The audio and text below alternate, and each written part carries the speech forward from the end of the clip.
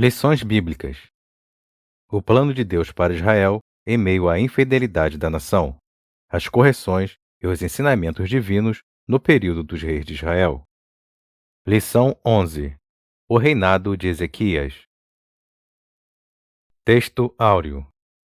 No Senhor, Deus de Israel, confiou, de maneira que, depois dele, não houve seu semelhante entre todos os reis de Judá, nem entre os que foram antes dele.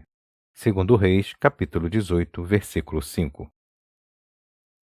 Verdade prática. Deus sempre ouve e guarda os sinceros de coração, que o obedecem e procuram agradá-lo. Leitura bíblica em classe. Segundo Reis, capítulo 18, versículos de 1 a 3, 13, 28 e 29.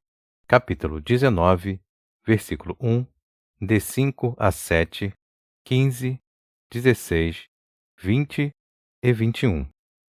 Segundo Reis, capítulo 18. E sucedeu que, no terceiro ano de Oséias, filho de Elá, rei de Israel, começou a reinar Ezequias, filho de Acais, rei de Judá. Tinha 25 anos de idade quando começou a reinar, e 29 anos reinou em Jerusalém. E era o nome de sua mãe, Abi, filha de Zacarias. E fez o que era reto aos olhos do Senhor, conforme tudo o que fizera Davi, seu pai. Porém, no ano 14º do rei Ezequias, subiu Senaqueribe, rei da Síria, contra todas as cidades fortes de Judá, e as tomou. Rabsaqué, pois, se pôs em pé, e clamou em alta voz em judaico, e falou, e disse: Ouve a palavra do grande rei, do rei da Síria. Assim diz o rei: Não vos engane, Ezequias, porque não vos poderá livrar da sua mão. Segundo Reis, capítulo 19. E aconteceu que Ezequias, tendo-o ouvido, rasgou as suas vestes, e se cobriu de pano de saco, e entrou na casa do Senhor. E os servos do rei Ezequias vieram a Isaías. E Isaías lhes disse: Assim direis a vosso senhor. Assim diz o Senhor: Não temas as palavras que ouviste, com as quais os servos do rei da Síria me blasfemaram. Eis que meterei nele um espírito, e ele ouvirá um ruído, e voltará para sua terra.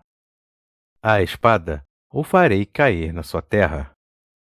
E orou Ezequias perante o Senhor e disse: Ó Senhor, Deus de Israel, que habitas entre os querubins, tu mesmo, só tu és Deus de todos os reinos da terra.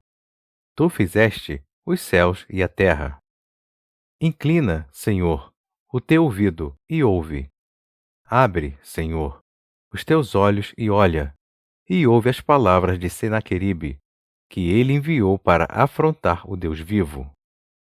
Então, Isaías, filho de Amós, mandou dizer a Ezequias: Assim diz o Senhor, Deus de Israel: O que me pediste acerca de Senaqueribe, rei da Assíria, eu o ouvi.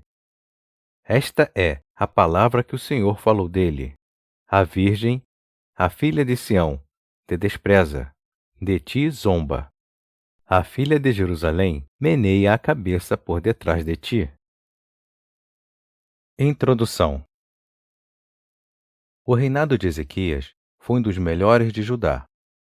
Seu governo foi reto, justo, honesto e agradável aos olhos do Senhor. Ele fez importantes reformas no culto e na adoração a Deus. A partir da destruição dos ídolos de Judá, reestruturou todo o sistema religioso, o que culminou num grande avivamento para o povo de Deus. Ponto central. Somos honrados pelo Senhor sempre que permanecemos fiéis e tementes a Ele. Tópico 1. O justo reinado de Ezequias. 1. Um rei reformista. Ezequias instaurou uma ampla renovação espiritual do povo de Deus em Jerusalém. reuniu os sacerdotes e levitas e lhes propôs uma nova aliança com Deus.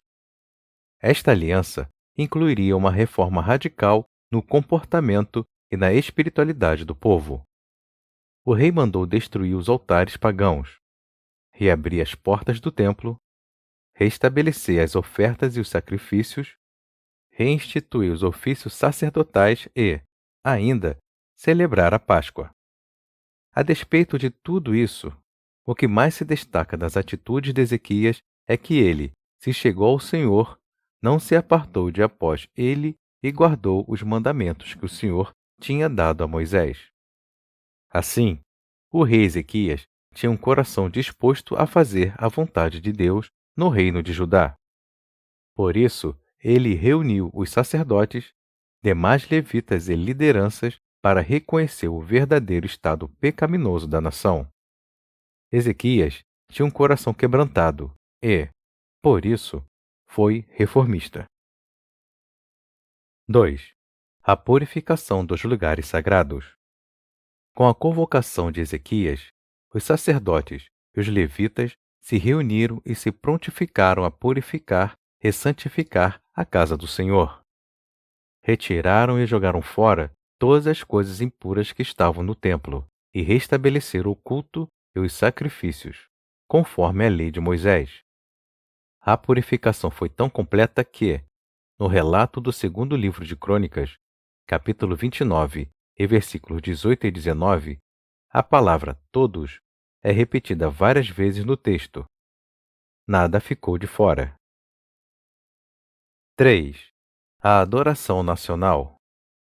A fim de restabelecer o culto a Deus, Ezequias convocou os maiorais da cidade para estarem na casa do Senhor.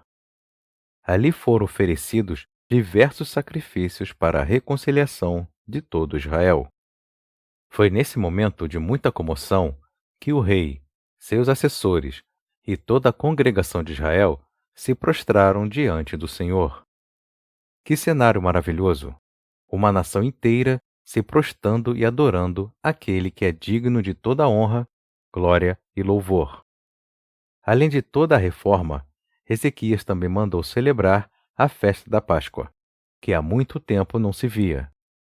Todos foram convidados a participar, inclusive as tribos do norte. Houve um grande ajuntamento de pessoas em Jerusalém. Depois, Ezequias, os sacerdotes e os levitas oraram pela cura e santificação do povo.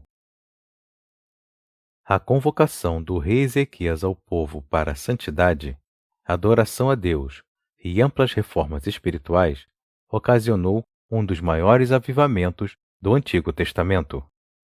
Houve um impacto espiritual tão grande que, ao voltar para casa, o povo destruiu as estátuas dos falsos deuses, rompeu com a idolatria. Deus ainda levanta líderes para promover verdadeiras reformas espirituais. Síntese do tópico 1. Quando nos voltamos para Deus, as mudanças de comportamento e atitude são inevitáveis, pois sua santidade nos constrange. Tópico 2. Senaqueribe invade Judá. 1. As ameaças de Senaqueribe. O Império Assírio estava em franco crescimento. Ele havia invadido várias nações do Oriente Médio, inclusive Israel, que fora levado para o cativeiro. Agora, Senaqueribe, rei da Assíria, achava que poderia fazer o mesmo com Judá.